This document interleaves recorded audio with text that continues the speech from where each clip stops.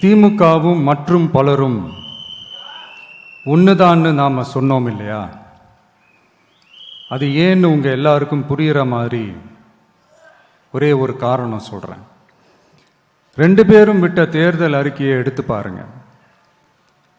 ஏதாவது 1-2 பாயிண்ட் கொஞ்சம் ஒரே மாதிரி இருந்தா பரவாயில்ல.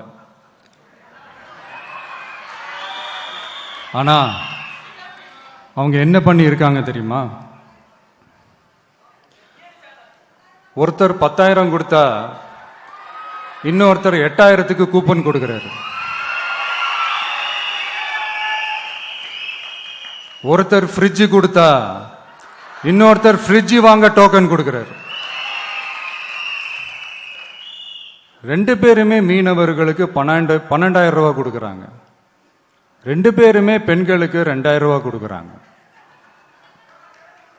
இப்படி ரெண்டு பேரும் ஒரே தேர்தல் அறிக்கைய பேரை மாத்தி கலரை மாத்தி தந்திருக்கிறாங்க.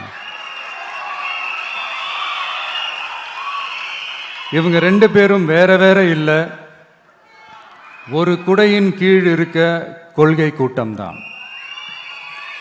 ஆனா இந்த ரெண்டு ஊழல் கூட்டம் மாதிரி எல்லாம் நாம ஏமாத்தவே மாட்டோம்.